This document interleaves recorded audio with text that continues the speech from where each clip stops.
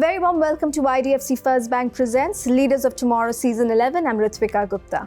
As part of our World MSME Day celebration this whole week, we are in conversation with Koshy CEO Open Network for Digital Commerce, ONDC, to understand how the platform is empowering MSMEs. And in the second segment, we continue our month-long deep dive into the world of education with Kunal Vasudeva, co-founder and COO, Indian School of Hospitality.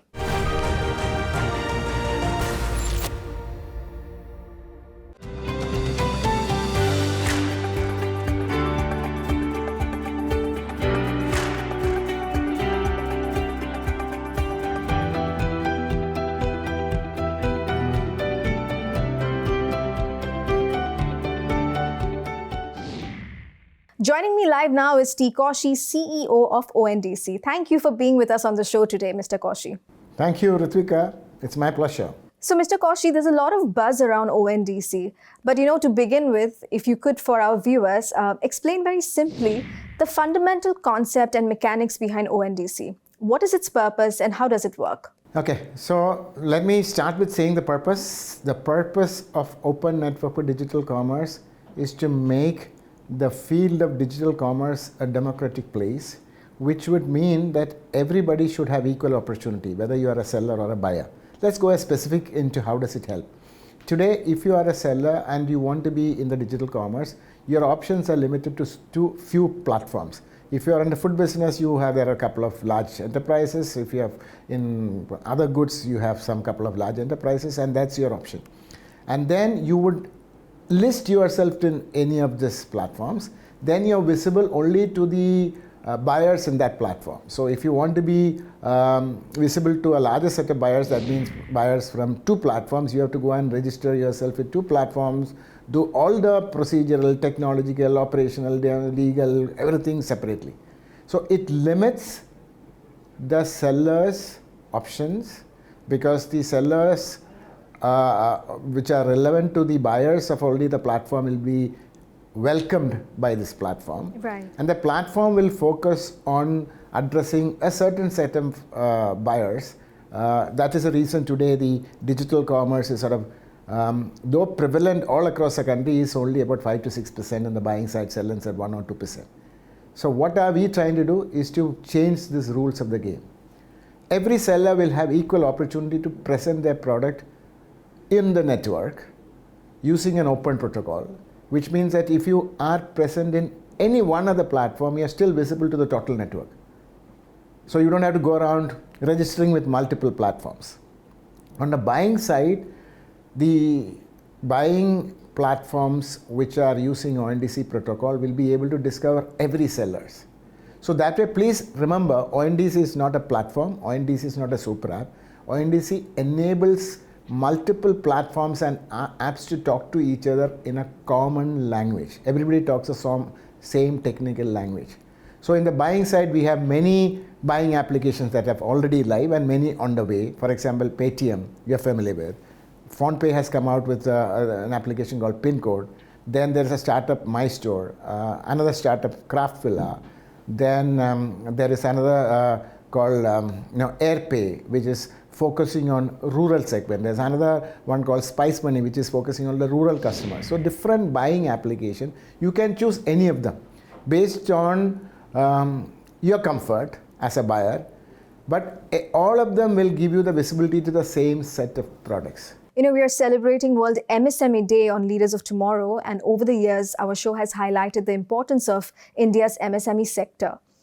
Tell us in what ways specifically can ONDC become a level playing field for businesses, and how will it bring democracy in the e-commerce sector? Okay, so let's give a focus on small and micro enterprises as you asked for, because the big guys can look after themselves. And as I explained to you, if you can make your catalog visible in this network using ONDC protocol, you have equal opportunity to be discovered. You could be a big company like, say, Unilever, or you could be a small startup, or small weaver, an artisan coming from a distant village. They all have the equal opportunity to present their product and be discovered. So at a very, very affordable cost. Because if you're a small enterprise and you want to be a part of the large existing platform, it could be a very costly exercise or technologically complex for you. So as this is using a very simple protocol, it is also encouraging innovation and specialization of providing this access to the network at a very, very competitive rates. And with the presence of multiple such platforms, no rent-seeking capability is there for the platforms in between. So that's why this is very, very heavily supportive of small enterprise. In fact, that's a reason to help the small enterprises who have been given the equal opportunity but may not still have the same capability.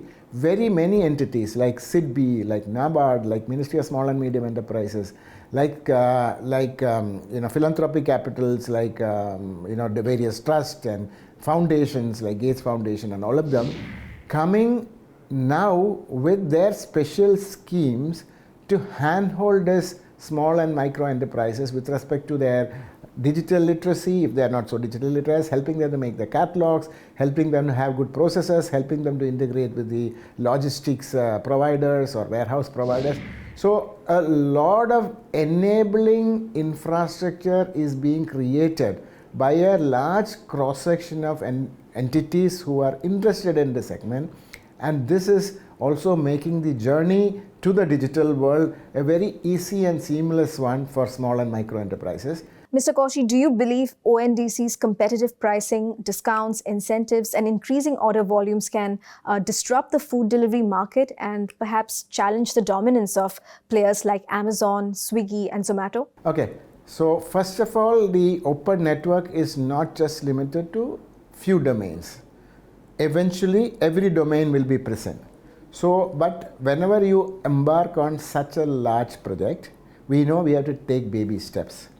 And we decided to take baby steps in a really relatively complex part of e-commerce by starting with only grocery and food. And then, as I said, we are providing enabling protocol and the digital rails, and it is a various platforms which come and make their product visible. So when we started with grocery and food, both sort of grew started from really zero and started building up. And some of the enterprises in the food industry took a larger interest in the early stages, so relatively larger number of restaurants did come in. So what we are seeing is we put some trigger, and our participants are also coming with complementary triggers to excite various sellers and buyers to take position in the network.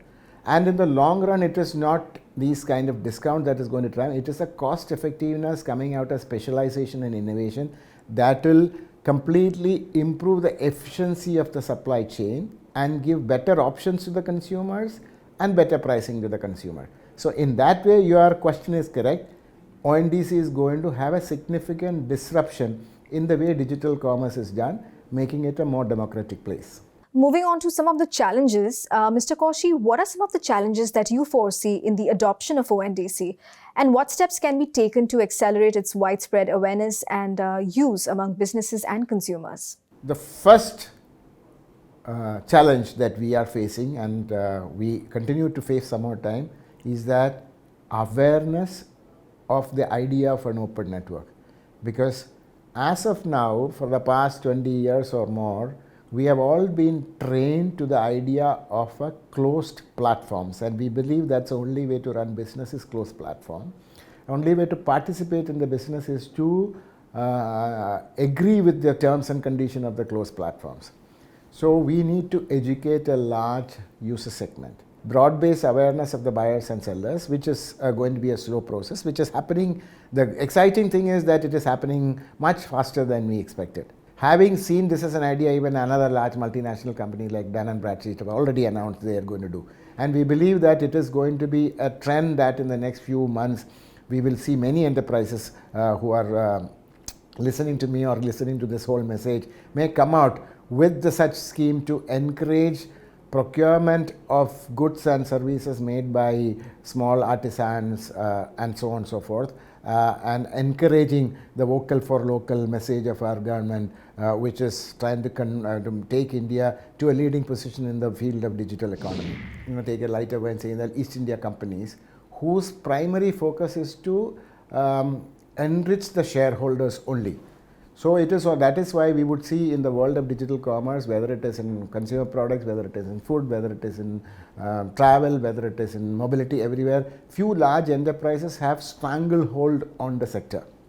But India took a very, very different approach in the last so many years, and that has been the vision of our Honorable Prime Minister and our government, is to take a pole position in this digital continent by enabling and empowering a broader cross-section of participants, big and small, by creating the digital rail and not creating monolithic East India companies who have stranglehold on the whole continent. So we are creating the rail there. So the Aadhaar is similar kind of thing. You saw UPI, you saw CoWIN, in every sector, and ABDM, in every sector, we are creating the digital rail and empowering a broad democratic opportunity for every participant to come and prove themselves because of what they can offer, not by throwing in shareholders' money with the intention of having stranglehold on the continent in future. And that is a global example which is being very well appreciated by the countries around the world of this whole idea of public digital good, which is the foundation on which we build this new our position in this digital continent. Thank you, Mr. Koshy. It was great chatting with you. It's time for a quick break here. We'll be back shortly. Stay tuned.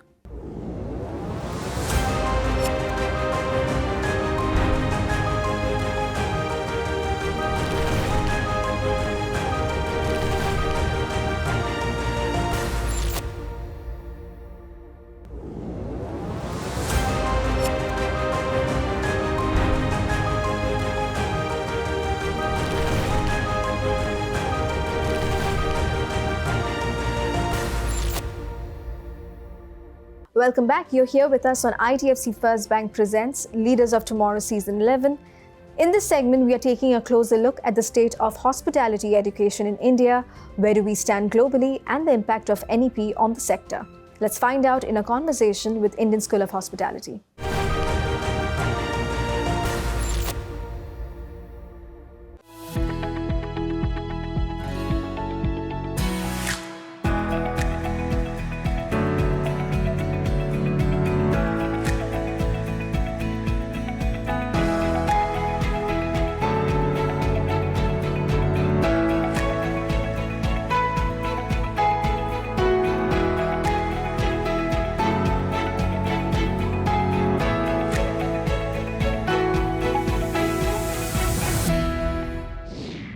Joining me live right now is Kunal Vasudeva, co-founder and COO, Indian School of Hospitality. Thank you, Kunal, for being with us today. Thank you for having me, Ritvika. So, Kunal, tell us, how has Indian School of Hospitality responded to the demand for admissions, especially in the aftermath of the COVID-19 crisis, which significantly impacted the hospitality industry? How's the demand been like? On our side, we knew that this is a temporary phase, so we quickly adapted and we were very agile in our approach towards admissions. So what did we do? Incidentally, during the pandemic, we enhanced our outreach team. We literally doubled it. So what did these outreach team do? At the end of the day, hospitality education is all about experience. Unless you do not showcase the experience to, let's say, a parent, let's say to a student, a counselor, a principal, and talk about it, people are not going to necessarily understand what hospitality education is all about. Somewhere we are victims of our own perception. So people think hospitality education means hotel management. It is far more wider than hotel management. Sure. So through the enhanced teams, what we did was we started engaging more with the school counselors, albeit online, with principals, with parents, with the industry. We did a lot of webinars, and we informed them that the temporary phase that you're kind of seeing because of the pandemic, it has no impact on the long-term perspective. It's pretty much, if you look at the economy, it has its own cycle. In the cyclical aspect, when everything is down, you will find more and more people go into education, especially at the postgraduate level. So I think that really kind of worked with us when we engaged more and more with all stakeholders. Kunal, can you then give us an overview of the current state of hospitality education in India in relation to global standards? Where do we stand globally? And if there are gaps, what challenges do you identify in meeting those standards? Literally 95% of India is educating themselves. And that's where you'll find large gape holes happening. Now, when I say large gape holes, consider this like a sieve, and there are these large holes within the sieve, which is there. So, especially in the hospitality education. Now, what really happened over the years, over the decades, it largely got restricted to skill education. And there were a handful of institutions in India, and they're quality institutions here in India, which transcended from skill to both skill plus management education. But when you look at the economy as a whole, now I can give you macro figures. 10% of GDP is linked to tourism and hospitality. 10%. Eventually, if you look at it directly, indirectly, you will have people working directly or indirectly for the hospitality and the tourism industry. If those numbers be kept aside, we are largely churning out skill professions. And skill also, if you look at the scale of skill, it's at about 3. So what requires was this completely, I would say, overhaul. It's not those baby steps anymore, right? Leaps and bounds overhaul. The truth is, there are only a handful of education institutions in India catering to the demand. Look at almost 1 million Indian students are pursuing higher education in the West. So we require this completely overhaul, and that is happening. So let me not paint a dooms picture here. It is happening, right? And Government of India, both at the central level, at the regional level, the Haryana state level where we are at today, I think they are so progressive right now. They recognize this. I think the problem was until a few years ago, we weren't even recognized that there is a problem. Today, there is recognition, and education is like that infrastructure, that intellectual infrastructure, which has become the mainstay of everyone's conversation right now. So if India has to grow to that $10 trillion economy, start with education and start with quality education. That is what even our beloved Prime Minister, when he speaks about Sabka Haath, Sabka Vikas, is about everybody's inclusivity and everybody rising to the next level. And the only equalizer here is education. The only equalizer is education. Considering that skill-based education forms the foundation of the hospitality industry, tell me, Kunal, to what extent does ISH prioritize practical skills over theoretical knowledge? So culinary and hospitality, it's a skill. And if it is a skill, there has to be a balance between practice arts as well as framework of theory. It is an interplay. It is a confluence which is happening almost simultaneously. And when you look at the skill frameworks, I always say if it is undergraduate, it needs to be at level 7, level 8 skills, which essentially means I have a complete understanding of what is required of me, and I can solve complex problems when a situation arises. This is the level of skill and theoretical frameworks. We have an interplay in ISH, and all good institutions have adopted this and are literally reinforcing this over and over again. At this point, I'm also keen to understand how does the new education policy, the NEP 2020, contribute to the advancement of hospitality education, and how does ISH fully leverage the potential of NEP? For a layman, it is actually the demonetization which has happened to education. This is a single largest reform in post-independence era that has happened to education, and this will completely change. India in 2030 will be completely different because of this one legislature which has come into effect, and the entire Bharat, the entire India is forced to adopt this change. So what it really does is it is student-centric. NEP decentralizes. It gives back power to institutions to innovate.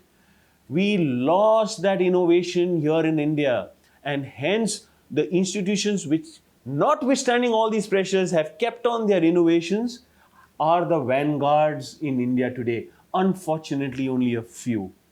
But with NEP, this changes completely. If you could also talk to us about your partnerships with hotels and resorts, and perhaps tell us the advantages that students gain from these partnerships. Do they get placed or get a chance to intern at these hotels? So when you're looking basically from a lens of the future, you know where the world is heading. Literally, if you ask me, I cannot predict what's going to happen next year. Things are changing so rapidly. But when you are in collaboration with the industry, right, and when you know they are changing, remember, they will change a year later. Students are already in the system. That means we need to work harder, 4x harder than the industry, so that by the time they go back into the industry, they are relevant. Our students, our bachas are relevant. And that's what really these collaboration really does. Finally, Kunal, the theme for our show this season is Ideas for New India. Tell us, what are the major trends or big ideas that you anticipate will significantly impact India's education sector in the coming years? I have to say, I need to refer back, Ritvika, to NEP. I think that big idea from a legislature perspective is already in play. But the impact of it would be if we execute it correctly. It's like akin to, we are building these massive infrastructure projects. We have this massive road network today in India. But if we do not know how to drive properly, there will be more and more fatalities. So from an NEP perspective, government has done their bit. I think it's institutions, it's people like us, and it's the demand coming in from the Indian consumers as well. We need to ensure that we execute this in time-bound manner. This is extremely important. This cannot take another 15 years. This has to happen in the next 3 to 5. That means we need to work that much faster. We need to be agile. Things will change. Sometimes, in a forecasting model, there are hits and there are misses, and that's absolutely fine. And when you apply the same principle to the misses, what you apply to the hits as well. So we need to execute this in a time-bound manner. Thank you, Kunal, for those wonderful insights. It was lovely speaking to you. On that note, it's a wrap on this edition of IDFC First Bank Presents Leaders of Tomorrow Season 11. We hope you enjoyed the conversations. Thanks for watching. Goodbye.